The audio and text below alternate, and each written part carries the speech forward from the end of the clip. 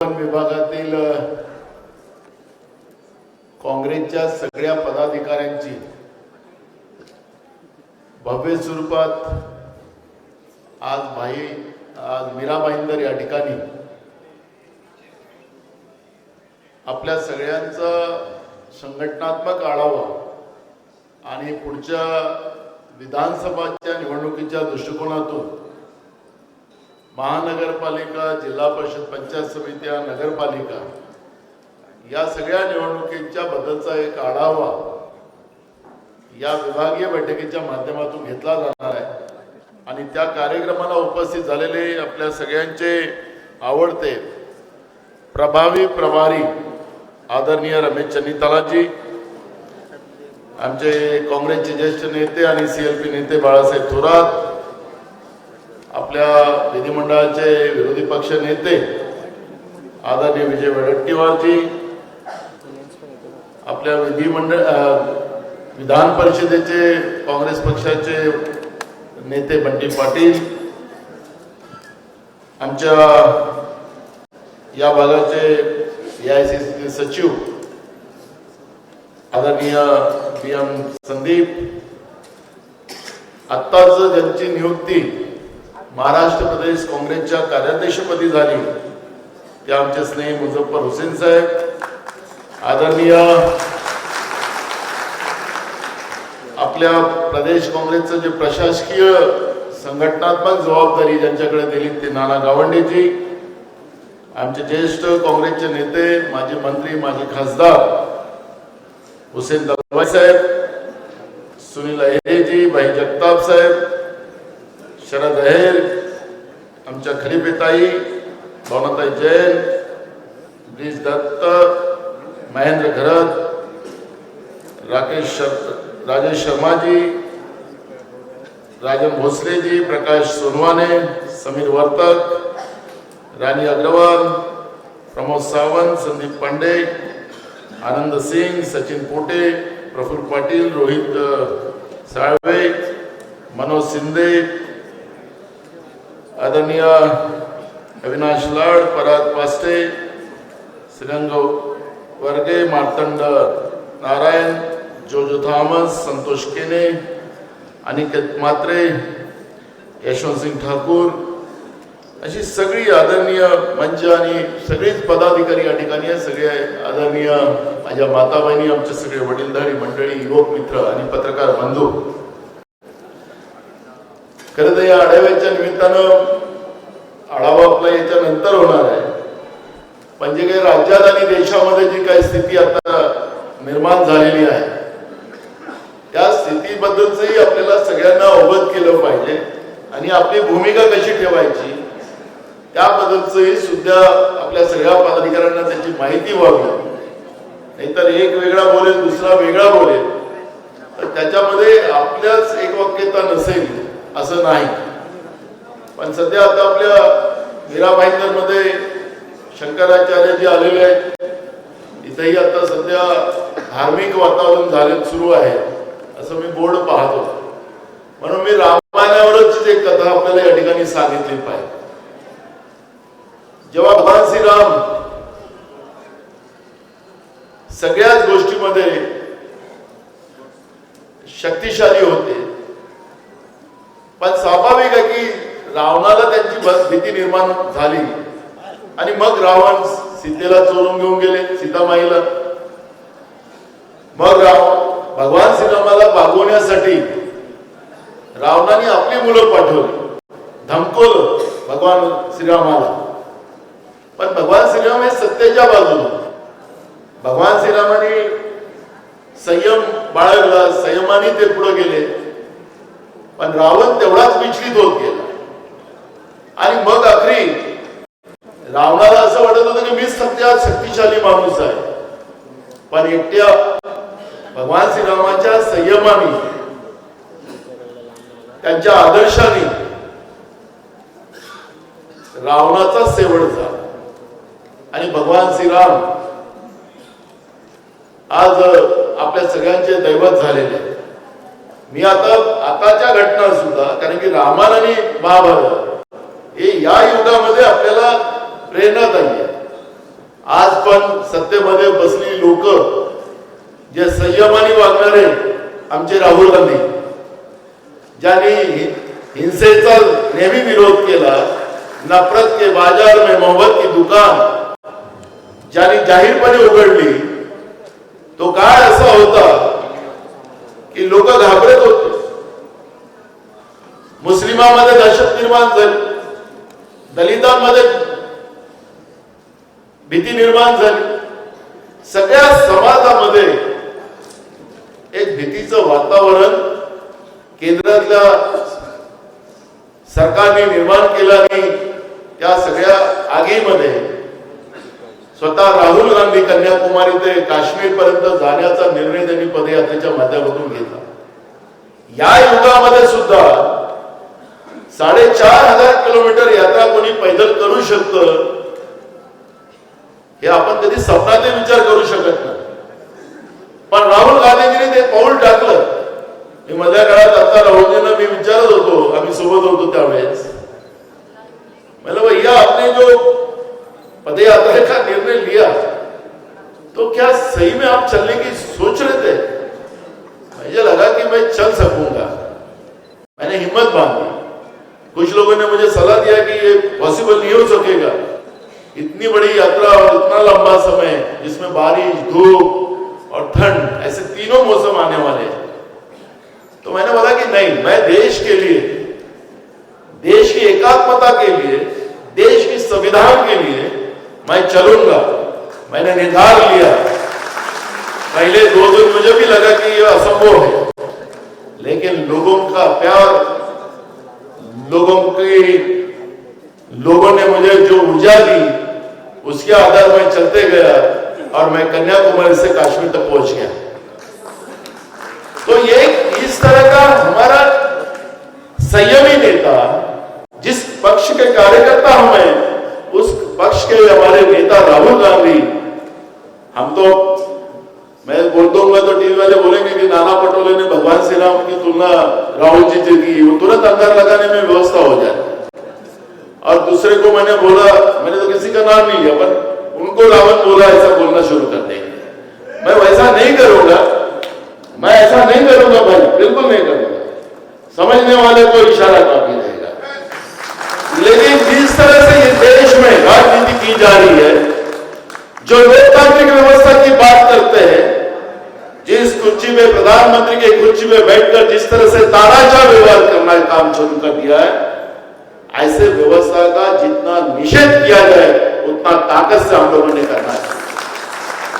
कुर्सियां आएंगी जाएंगी. अरे जिस कांग्रेस ने इस देश के संविधान को संभाला, पर मुझे डॉक्टर बाबा साहब आंबेडकर को संविधान समिति का सदस्य बनाया और संविधान लिखने का पूरी जवाबदारी डॉक्टर बाबा साहब आंबेडकर को दी, वो कांग्रेस संविधान से बेईमानी कर सकता है? जो लोगों ने देश के आजादी के विरोध में हमेशा विरोध किया, जो लोग अंग्रेजों के साथ थे, वो आज देश प्रेम की बात करेंगे हमारे से? जिस कांग्रेस ने एक नहीं कई शहादत दी है, कई बलिदान दिए हैं, उस कांग्रेस के ऊपर लांछन लगाने का काम किया जा रहा है. यह हमारे सबके लिए, सिर्फ कांग्रेस के कार्यकर्ताओं के लिए नहीं, पूरे देश की जनता के लिए, ये जो सत्ता में बैठे हुए हुकुमशाह लोकसभा के विरोधी पक्ष नेता के बारे में जिस तरह से निचले लेवल की बात कर रहे हैं, उनको जान से मारने की धमकी दी जा रही है, यह हम कभी भी माने नहीं करेंगे. और ऐसे ही तानाशाह व्यवस्था को जवाब, पेट का जवाब पत्थर से हम देने की ताकत हमको सबको रखना पड़ेगा. वैसे इनको सबक देने की मंसूबा हमें बनाना ही पड़ेगा. हम चुप रहेंगे तो ये निस्वार्थ नेता, इसके बारे में भी लोगों को शंका आएंगी कि जो निस्वार्थ नेता इस देश के संविधान के लिए अपनी कुर्बानी में देने के लिए तैयार होता. मुझे याद है जब जम्मू कश्मीर में राहुल गांधी आखिरी पड़ाव में जब चल रहे थे, मैं था उनके साथ. केंद्र सरकार ने, क्योंकि वहां पर तो चुनाव गए 10 साल से हुए नहीं, ये लोकतंत्र की बात करती है बीजेपी, जिस महबूबा मुफ्ती के साथ सरकार बनाई इन लोगों ने, और उसके बाद सरकार गिरने के बाद उसके बाद वहां पे चुनाव नहीं है। 10 साल के बाद अब चुनाव हो रहे हैं। तो वहां पे केंद्र सरकार ने कहा कि हम कोई सिक्योरिटी नहीं देंगे। राहुल जी ने कहा कि मैंने प्रण कर लिया है तो मैं चलूंगा, जो होगा देखेगा। मेरी सफेद जो मेरी टी शर्ट है कल लाल भी हो जाएगी तो मुझे गर्व रहेगा कि मैं देश के लिए शहीद हुआ। यह भूमिका राहुल गांधी जी ने रखी, और ये लोग राहुल गांधी जी की मजाक कर रहे हैं। राहुल गांधी जैसे अभी चनीतला जी ने कहा कि उनको बदनाम करने के लिए, उनको लांछन लगाने के लिए हजारों करोड़ रुपए इन लोगों ने खर्चा किया। क्या क्या उनको बोला, और यही प्रधानमंत्री बता रहे थे 2019 में अपोजिशन में ताकत ने ऐसी बात कर। अब 2024 में तो सुकड़ गए ना, 56 गायब भी हो गए। राहुल जी ने जवाब दिया इनको, देश की जनता की तरफ से इनको जवाब दिया, और इनको बताया कि लोकतंत्र में जनता बड़ी होती है, पर ये लोग तो अभी भी हुकुमशाही के ऊपर है, अभी भी ये तानाशाह व्यवहार में। राहुल जी इनके लिए अब मुसीबत बन चुकी है। इस तरह का बर्ताव इन लोगों ने किया।